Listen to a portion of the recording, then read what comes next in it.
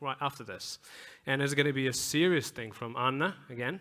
So Anna is going to take several very professional people on stage, and she will introduce us with those people, and we will hear another interesting debate, hopefully. Okay? Word to Anna. I'm going to give you a hand. Yes. Thank you, Martin. I'm not sure how to even continue after this. You don't need to. I don't need to. Okay, but the bar has been set quite high. Well, yes, so we'll have the second part of the panel discussion now. So I kindly invite all three of our panel discussion participants to join the stage. So please welcome Gunita Kulikovska-Tiesnere, Minna Widgren, and Ilza Eglaja.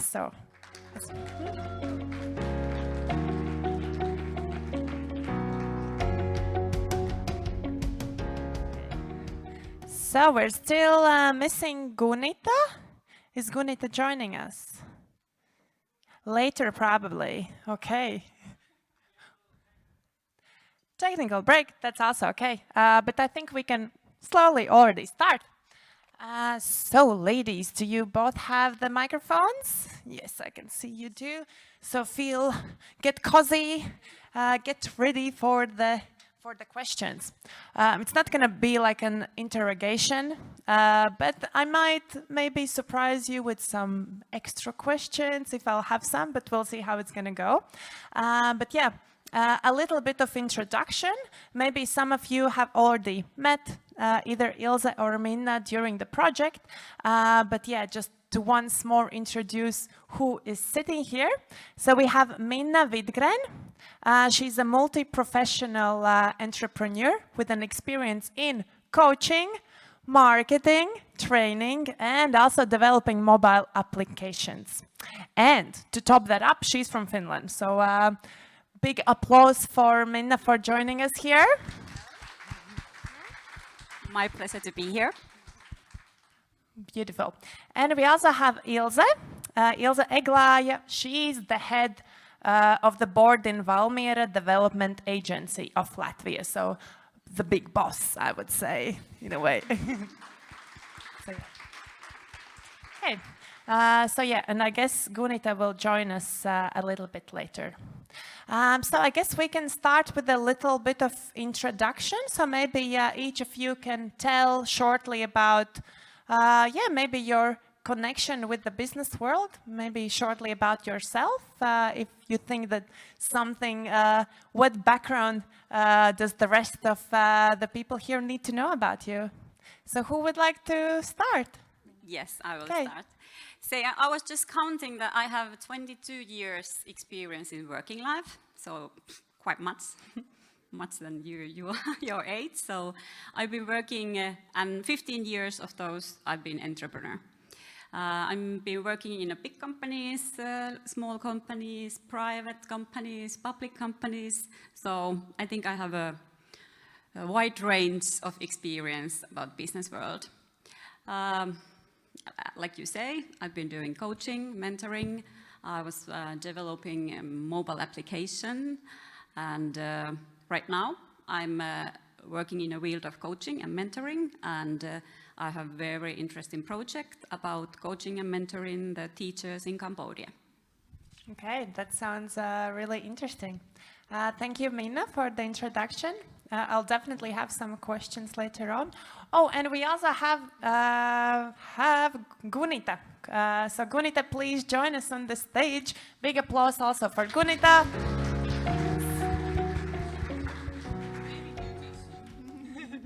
Happy that you joined us as well. So a little bit about Gunita. She's a Latvian entrepreneur and mentor, as well as the CEO of Vividly. CEO. I always mix those two up, you know, the one is... So, CEO, yes? Yes, I think you know the best. So, big applause once more, just to get the energy going up. Can you still do some applause? Yes, you can. Awesome. Yes, so Gunita, we already started a little bit, just with a little bit of introduction, maybe who you are and also what's the connection with the business world. So you can still catch some breath. Maybe Ilse, you can continue.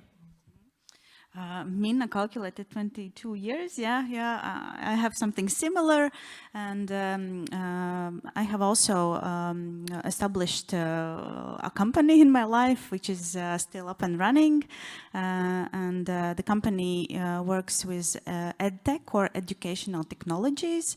It's located in Ventspils in Latvia. But I'm not a part of the company anymore because I took on a new challenge to create this NGO, Valmiera Development Agency, and because I also have a quite huge background of issues that relate to city development stuff. What else? I have been a head of a business incubator in Valmiera. It was, I don't know, 10 years ago maybe. And currently I am in this business incubator committee also in Valmiera. So that's my connection to business. Thank you. Okay, thank you, Ilse. So Gunita, what about you? Wow, it's been quite an interesting journey, I must say, and my background is quite diverse, and I've been experiencing the shifts from one industry to another industry and connecting that all through business, I'd say, or entrepreneurship and the mindset. So I started in architecture, urban planning, urbanism, so working a lot of hands-on events, trying to make the city better, working with community. So I learned a lot about like user experience, perception, working with people, trying to figure out their needs and trying to solve them in a form of a city, of services that cities can, kind of provide. And while I was doing that, I saw a lot of opportunity in communication between like citizens, inhabitants, and architects. And in fact, that there is a lot of missing communication. So as an architect, we were, drawing these plans and ideas, but and then just presenting them to the citizens. And when I was introduced with virtual reality back in like 2014, maybe, I saw this big opportunity, how immersive media, virtual reality connect those. There's one thing to communicate in the models, in drawings, in visualizations, and there's another thing to communicate in experience. And that was a whole new chapter in my kind of entrepreneurial journey, and that's how it started. That also kind of came together in an interesting point of a life, and I think that's what we can learn about building career and mindset. It's a kind of a lifestyle of self-development and improvement. So now, as you heard, Vividly is sort of one of my main hats to run. But in fact, yes, if you develop this entrepreneurial mindset, you see opportunities all around. And can I also ask you why the name of Vividly? Because Vividly is a sort of a state of when we're kind of falling asleep and we see things very realistically, very kind of true to reality. And in architecture, that was so opposite of what was happening at the time, because visualizations, Photoshops, that's all kind of made in one image, and it's quite a fake in that image. So that's why Vividly was a sort of virtual reality check to be honest, transparent, to show space, architecture, design as it is, true to scale, true to space, and not to fake it. So to base it on the real experience. Okay. Yeah, that was actually, I was wondering whether to my question you'll say, oh, this was just a random name that we picked, because sometimes it also happens for a company, just one word, but no. It's a powerful adjective as well, it's to see things vividly, not exaggerated, not, just somehow see them, but like really pure and feel them. Because of immersive media, because it's experiential media, that's why kind of, we found it very good for this. Okay, Okay, thank you, Gunita. Yeah, so as we got a little bit of the feeling of who the three of you are, let's go a little bit deeper. So my next question is, so what do you think are the most valuable lessons that you have maybe gained through this experience in the business world? Because I also asked this before to the participants in the previous panel discussion of what they have maybe learned in the project, but you have much bigger experience. So what would you say are maybe the biggest takeaways that can be maybe useful also to some of the participants?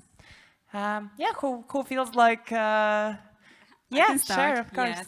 I think for me is the good enough is enough. That every time doesn't have to make the perfect. And for me, who always like to do just the perfect and let the whatever I'm doing, documents forever, just going away when they are perfect, but they're never perfect. So good lesson for me was that good enough is enough. So the main thing is to do things. Okay, thank you. Also, if you have some more let's say like pearls coming up, you can later feel free to add. Okay, so what about you, Ilse? I have written down 3 lessons that I have learned, but obviously there are lots more. The first thing is I believe that you should tell people about the company, about your product, about your services non-stop everywhere you go, and absorb the feedback, the ideas and the advice that comes back. Because it can be really life-changing and valuable to the company. So that's one lesson. Second lesson is financial planning and know your cash flow. That's really important. And sales. Yeah, sometimes we tend to be more focused on marketing and PR, but we sometimes forget sales part, but it's really important. So that's my 3 lessons. Thank you. Okay, thank you, Ilse. So Gunita? Yeah, I guess very much related to what ladies already mentioned. I've learned that that basically company's brand is every kind of situation how anyone gets in touch with your company. So meaning even in kind of informal, I don't know, picnic somewhere with the friends or friends of the friends, the way you expose yourself, the way you communicate, the way you talk and mention your company is creating that brand.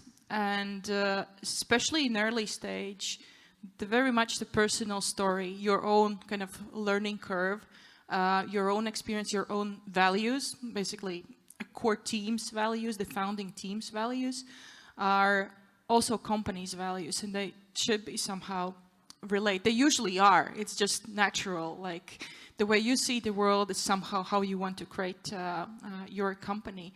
And earlier there was mentioned a few times your network is your net worth, but like networking, I wouldn't say just selling, because being just honest and again tell about your values and what your company do, and even being honest about your struggles is some kind of being exposed somehow, you know.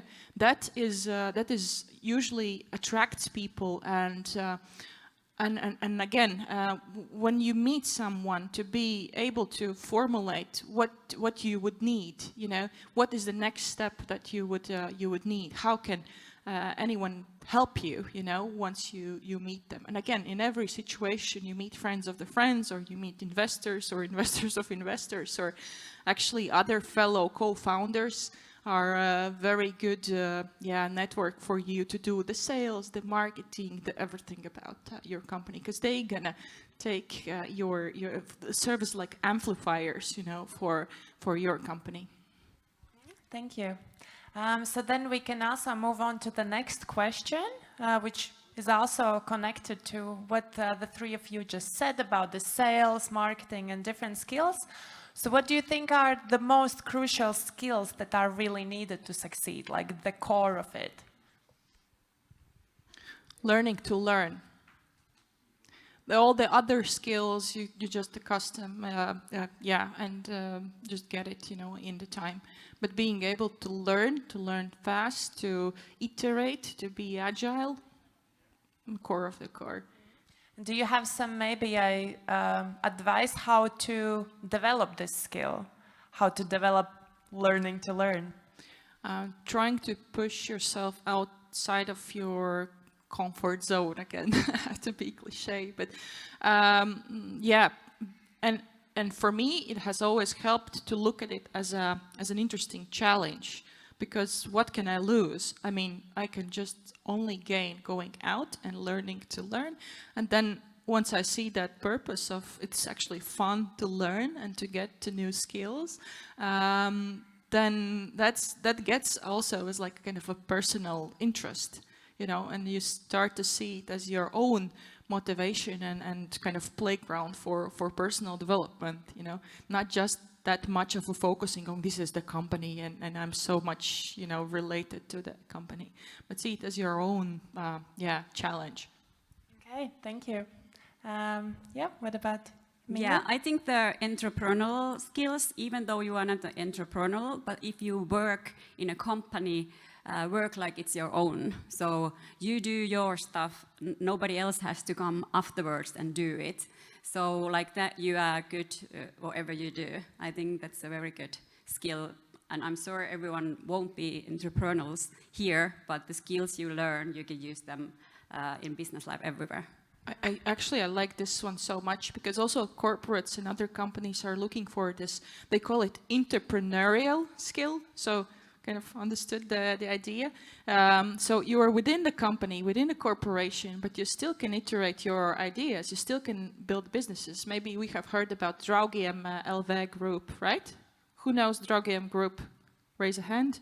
Perfect. So they have built as a company, as a platform for startups. So they have several spin-offs, which are now almost independent companies like Printful, for example, that you also must be heard of, right?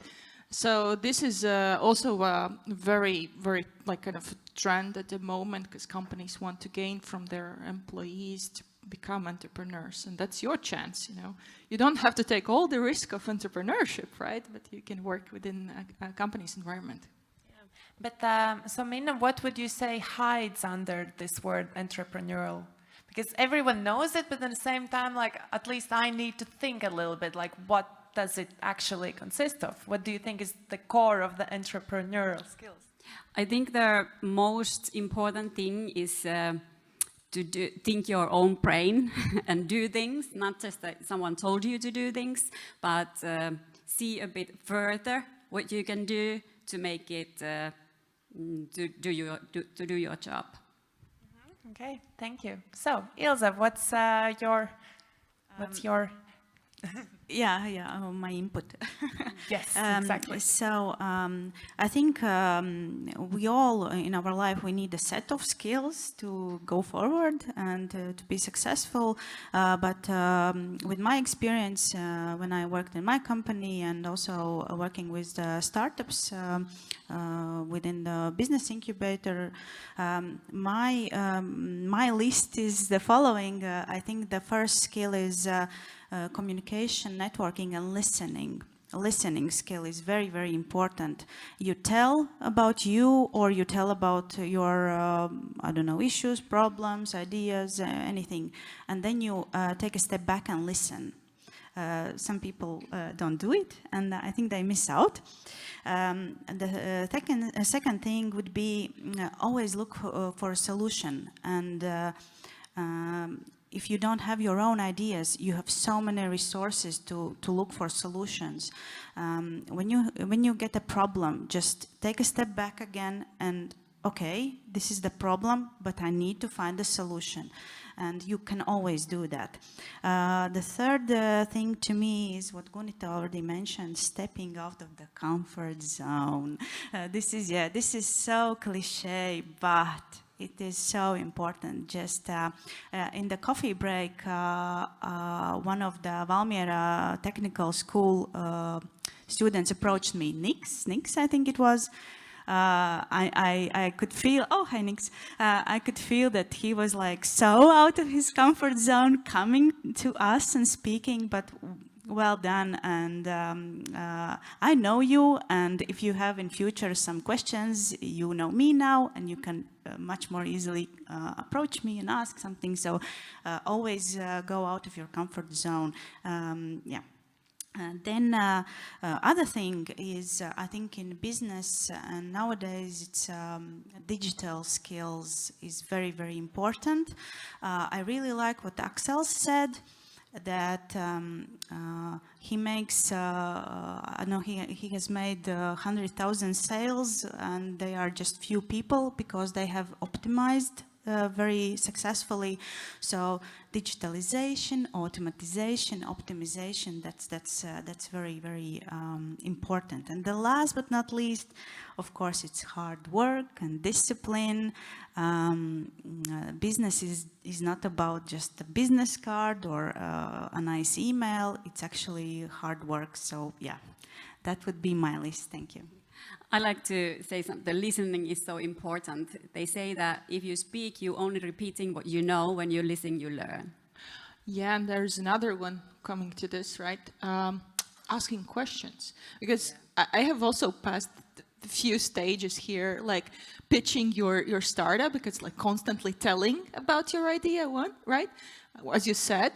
But then after, I don't know, a year or something, I started just to give some kind of just a phrase, you know, and asking, what do you think? What do you know about virtual reality? Before saying, I'm a virtual reality center, then we do this and that, right? And there, wow, like the world opened, right? Because then you can build up the conversation, you can add the values that you have and benefits of and you can move the conversation where you need, where actually it would be beneficial for both of you, right? Instead of just having, hey, presentation, listening, right? Asking questions, kind of a little bit provoking maybe the conversation, the dialogue. That's actually that's very good skill, and just asking questions. Okay, thank you very much. So moving on, let's say you have the skills, you have everything that you just said, like stepping out of the comfort zone, etc. But how to actually find the idea that can actually be successful, that actually stands out between many other ideas? What are your thoughts on this? I think there's a million good ideas, but just the idea is worth of €0. The thing is to make it successful. Hard work to do a lot of things. The success wouldn't come just like, I have a good idea, and then I just tell the idea, and that's it. Because it's a lot of work, and of course you need a good idea as well, but there's plenty of good ideas, and only the ones who are ready to work for it are the ones who succeed. Right. Is it about idea at the end, right? Is it really the success will say, like, this is a good idea? Sometimes very successful startups come from a very saturated market, right? Marketing, for example, SEO, conversational marketing. If you create your own category, you must be really sure that that there is a market for it. Because if your idea is so unique, you know, that it doesn't exist in the world and there's no competition at all, you would ask question, why is it so? You know?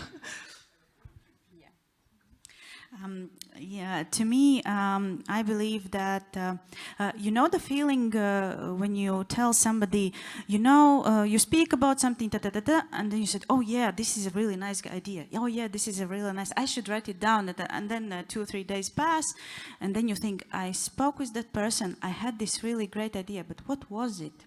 You can't remember, or something like that. I think all of us have had this. And I believe that you should write down those ideas, maybe make some kind of folder in your phone or somewhere. And because I believe that those ideas that are related to you or to your personal experiences are better for you, to you, and because you understand the pain behind it, and you want to really find a solution for it, and so that's one thing. But in regards to idea, and if you tell the idea to somebody and how this idea could be better than another one, I think it's the attitude of the pitcher or of the idea owner. So you always have to be enthusiastic about your idea. You have to be the biggest fan of your own idea. If you don't believe your idea, it will show. Yeah, you just you have to like own it like 150%. And when you do that, then you can also be successful, even if there are similar ideas around. If we get back a little bit on the basic question of how to find, you said idea, but perhaps we can reformulate it into how to find the business kind of concept or area, so where I could be successful. And I guess the key is to find the painkiller. So to find a pain and to find a painkiller, not just the vitamins. So classic, like a startup talk now, but forgive me. So to look around the world, whatever the situations, and see where people are unsatisfied with the situation, with the service that they have, with the product that they have, or how it is packed, or whatever, how it's delivered, and try to find the painkiller business for that. And this is a training in a way, and you can do it for a week or for a month, and just look at the processes around you on your daily, walk path, wherever you go, and just make notes on, okay, this is what I noticed, and I could see that I can solve this in this way. And in fact, in the project, it was like that. You were given a personas, right, and kind of description of personas, and you understood the situation, and you were trying to, give something to this person to propose an opportunity or to solve their really long-term kind of problem, right? So this is actually the direction, and you had the training already. You should just keep on going and maybe not have several businesses run at a time, and one of those will be successful and others will be just your passive income. That's also a good situation. Yes, and what I want to add here is the idea, there has to be the pain. If you have a painkiller but there's no pain, it's not worth it. So you don't fall in love your idea if there's not the problem in the world that they need it. So it's also very important. Yeah. I also really like the kind of perspective how you can build up on those entrepreneurial skills in your daily life. Just walk in the park, see a problem, and maybe like think, how this could be solved, even if you might not be the ones that will solve it, but just kind of train your brain to see it in that way as well. Mm-hmm. Thank you. Train your eye, right? Yeah, definitely. Thank you. So then we can move on to the last question of this panel discussion, which is what would you like to maybe wish to the participants here? Maybe how to go in their life with their business ideas, or maybe something else that you think that might be valuable for them to hear. I can start. I like your pitching yesterday. It was wonderful, and like for some of you already had that attitude, like fake it until you make it. So you didn't have to be professional yet. You learn by doing. So just, and other one, Nike, just do it. So just do it and fake it until you make it. Okay, thank you. I really loved the panel before us, right, with the youngsters. I think, like you said, everything that like an experienced entrepreneur actually would really, describe as what should you do, because you also made wishes for others, right? So I think there's nothing to add. All of you here have this great opportunity to experience international collaboration, which is also so much valuable on building like the business and the leadership and teamwork and everything. And with your ideas, you can just take the next step and try to sell it.